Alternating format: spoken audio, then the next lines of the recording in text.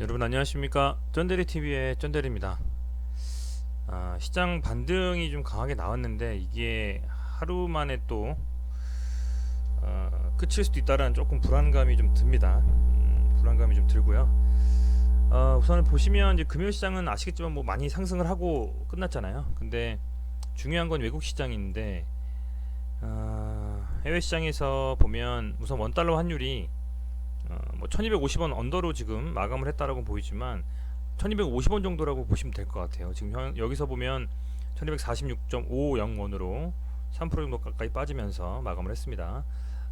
거의 1300원 가까이 갔다가 통화 스와프가 600억 달러 한미 체결이 되면서 달러의 그 유출에 대한 부담감이 좀 해소가 되면서 다행히 달러가 좀 빠졌습니다. 그럼에도 불구하고 달러가 1200원을 상회한다라는 거는 외국인들 입장에서는 달러를 사서 우리나라에서 유출하고 나갈 수 있는 부분이 분명히 있거든요. 매도해버리고 뭐 투자를 했던 부분에 있어서는요. 그렇기 때문에 아직은 상당히 위험한 수준이다라고 좀 말씀을 드릴 수 있을 것 같고요. 환율에 대한 부분을 꼭 살펴보셔야 될 것 같고, 나스닥 종합지수도 보시면 일봉상으로 결국에는 이번 주에서 거의 최저가로 좀 마감을 했습니다. 3.79% 빠져버렸고요. 주봉상으로 보면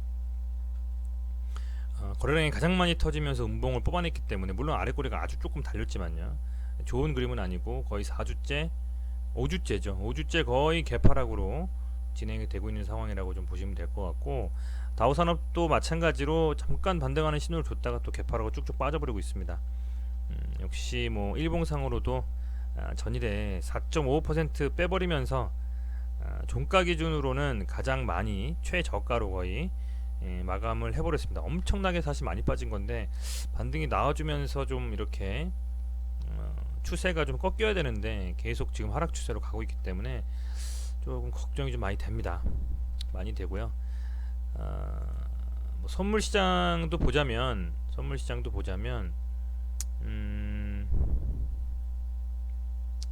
지금 우리나라뿐만 아니라 나스닥 선물 같은 경우에 이제 최종 마감이 이제 4.87%로 거의 5% 가까이, 거의 뭐 하한이라고 보셔도 되죠. 그 정도로 지금 안 좋은 상태로 좀 마감을 해버렸고, 그만큼 다음 주 장 첫날에 월요일에 좀 하락에 대한 쪽에 많이 좀 움직임을 보여주고 있는 것 같아요. 보시면 지수들이 뭐 상당히, 광고 좀 끄겠습니다. 이거 보시면 지수들의 하락이 이 선물에서는 나타나고요. 장 마감할 때 유럽 시장은 좀 양봉으로 뽑아냈어요. 그러니까 우리나라랑 똑같은 반응인 거죠. 근데 미국 시장에서 금요일날 가장 끝에 이렇게 선물 쪽에서 매도 포지션을 잡아버렸기 때문에 다음 주 월요일날도 우리 시장도 좀 연동돼서 움직이지 않을까라는 좀 우려스럽습니다. 아마 장 초반에 저희 시작하기 전에 새벽에 한 7시 반부터 8시 반 혹은 9시까지, 그리고 그 이후에 나스닥 선물지수의 움직임을 유심히 좀 살펴보시면서 매동까지 연결해서 외국인들이 사주는지 팔아주는지 지수를 기관이 좀 어떻게 방어를 해주는지 그런 부분들도 확인하시면서 움직이시는 게 훨씬 더 좋으실 것 같아요. 그러니까 팔아야 될지 말아야 될지에 대한 부분들, 혹은 뭐 사야 될지 말아야 될지에 대한 부분들에 있어서는 말입니다. 그리고 다만 워낙 많은 그 하락에 있었기 때문에 그 연장선상에서 우리나라의 신용잔고는 코스닥은 드디어 이제 3조 9천억 원 가까이 내려왔습니다. 뭐 5조 6천억 원까지 거의 6조에 육박하는 정도의 수준에서 거의 반절 가까이 지금 빠졌다라고 보시면 돼요. 상당히 좀 많이 빠졌고요. 아마 좀 더 잔고는 줄지 않을까라는 좀 생각을 합니다. 그리고 코스피 같은 경우에도 역시 3조대를 유지하고 있고요. 한 1천억 원 더 빠지고 이렇게 지금 상황이 빠진 상태라고 좀 보시면 될 것 같습니다. 그리고 보시면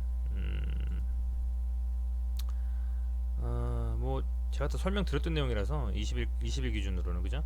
여기다 조금 더 하나만 더 말씀드리면, 뭐 매동 같은 경우에는 코스피는 계속 매도고요. 코스닥은 외국인이 퐁당퐁당하면서 좀 사주고 있습니다. 개인들이 좀 매도를 해주고 있고, 선물 같은 경우를 좀 말씀은 안 드렸는데, 선물을 보면 21일자의 선물 마감을 보면 기관이 7천억 가까이 순매수를 해줬습니다. 그렇다라는 건 기관 쪽에서는 다음 주에 좀 상승에 대한 어떤 상방 쪽으로 포지션을 잡았다라고 좀 보시면 될 것 같은데, 웨인이 계속 좀 이렇게 사들이다가 지금 좀 많은 금액으로 좀 팔았다라는 건 웨인 쪽에서는 선물 쪽에서 움직임은 다음 주를 좀 하락으로 예측했다라고 좀 보시면 될 것 같아요. 물론 뭐 미국 시장과 훨씬 더 연동이 좀 되는 우리 시장이기 때문에 뭐 이런 국내 물론 이런 선물은 크게 어떤 영향에는 좀 덜 미친다라고는 하겠지만, 그래도 살펴보면 이렇다라는 거 좀 말씀드리고 싶고요. 좀 더 살펴보자면, 하나만 더 살펴보자면 그 바이러스 이슈입니다. 바이러스 이슈고요. 지금 국가별 현황이 사실은 이거 오늘 그 실시간으로 공지되는 사이트에서 제가 이제 보고 있는 겁니다. 그래서 두 자릿수였잖아요. 근데 오늘 뭐 매스컴에서도 보셨겠지만 두 자릿수였던 확진자가 세 자릿수로 또 늘어버렸어요. 그 좋은 저희한테 의미는 아니지 않습니까? 그래서 그런 부분들이 빨리 좀 잡혔으면 좋겠고, 우리나라와 중국을 제외한 다른 확진자 수가 늘고 있는 나라들은 엄청나게 많이 지금 늘고 있습니다. 이탈리아, 스페인, 유럽 쪽 할 것 없이. 그리고 사망자 수도 세 자릿수로 지금 당일 하루에 이렇게 지금 늘고 있는 상태고요.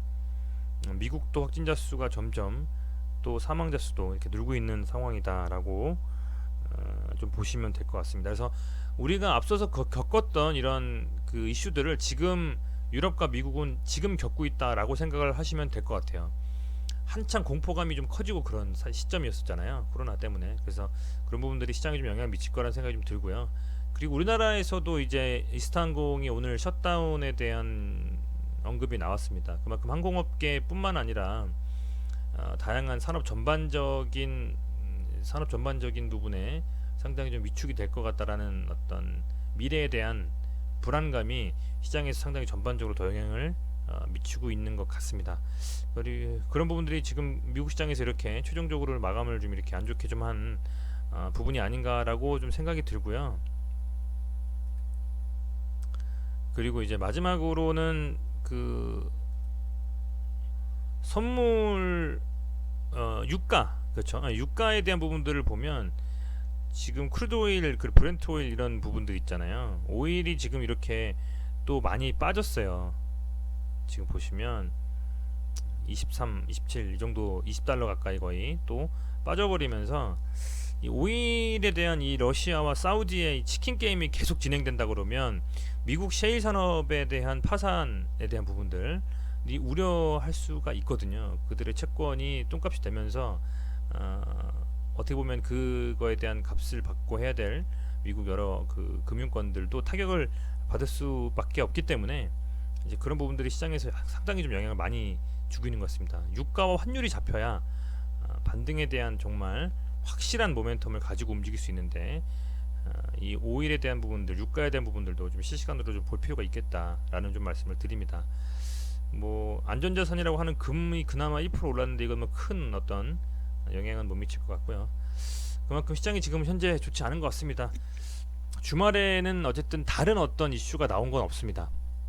그냥 단순히 어찌됐건 미국 시장에서 빠졌고, 시장 자체가 그런 부분들이 다음 주 우리 시장의 초반에 또 안 좋은 영향을 미칠 거라는 예측만이 가능한 상황이고요. 확진자 수가 좀 잡히는 부분들에 대한 것들, 그리고 유럽 시장에서 경기 부양책이 좀 그나마 좀 더 뭔가 나오고 뭔가 더 센 게 나온다라고 하면 그런 하나하나의 기사에 시장이 정말 하루하루 출렁이는 그런 분위기가 계속 연출이 되지 않을까라는 좀 생각이 듭니다. 종목별로는 뭐 우선은 감사 보고서 다 제출하고 적정 떴으면 보유하고 계신 종목들은 안심하시고 우선은 들고 가시는 게 맞되, 다만 가지고 계시는 종목들 중에서 수급을 좀 보실 필요가 있겠다는 말씀을 드리고 싶어요. 반등 나올 때 또 금요일날 반등이 세게 나온 종목들, 빠진 만큼 나오면 괜찮은데 시장의 반등 폭보다도, 시장이라는 건 지수입니다. 코스피, 코스닥 그 지수만큼의 상승도 나오지 못한 종목들은 나중에 시간이 지나도 그만큼의 되돌림이 안 나올 가능성이 크기 때문에 그런 부분들은 염두에 두시고, 조금 나중에 반등이 나왔을 때는 손실이 좀 줄어든다라는 가정하에, 뭐 지금 40%지만 한 20-30% 정도 됐을 때는 종목 교체도 지금부터 조금씩 준비하시는 것도 나쁘지 않을 거라는 좀 말씀을 좀 드려보겠습니다. 어찌됐건 주말에 좀 좋은 소식이 뭐라도 있었으면 좋겠는데 아직은 뭐 뉴스에서 딱히 좋은 소식은 없는 것 같습니다. 다음 주가 이제 3월에 거의 마지막 주가 되어 가는데요. 다음 주에는 월요일은 좀 빠지고 시작하더라도 장 중반부터 나스닥 선물이 좀 받쳐주면서 시장을 좀 끌어올리는 좀 그런 그림이 나오거나 혹은 빠지더라도 어느 정도 개인들의 그 투매 물량만 좀 소화할 수 있는 수준에서 정말 패닉셀에 나와버리면 답이 없거든요. 그 정도 수준에서 멈췄으면 하는 바람이 간절합니다. 어찌됐건 지난주 정말 고생 많으셨는데 주말에 이렇게 첫 그 제가 토요일날 주말에 방송을 올리는데 썩 그 나이스한 말씀 못 드려서 좀 되게 죄송스럽고요. 어찌됐건 뭐 시장 자체가 이렇게 움직이기 때문에 환율과 유가 그리고 나스닥 선물에 대한 부분들 우리나라 자체에서 매동 현황 이런 부분들을 다 감안하셔가지고 계좌 손실 없도록 특히 신용 쓰신 분들은 무조건 반대매매 140% 언더로는 그 담보 비율이요. 예, 그래서 반대매매 좀 절대로 피할 수 있는 그런 부분들 좀 나름대로는 생각을 좀 하고 계획하셨으면 좋겠습니다. 다음 주에는 좀 종목별로 이렇게 좀 말씀드리면서 괜찮은 종목들을 좀 선별할 수 있는 그런 시간을 좀 가졌으면 좋겠습니다. 네, 지난주 고생 많으셨고요. 주말 잘 보내시길 바라겠습니다. 고맙습니다.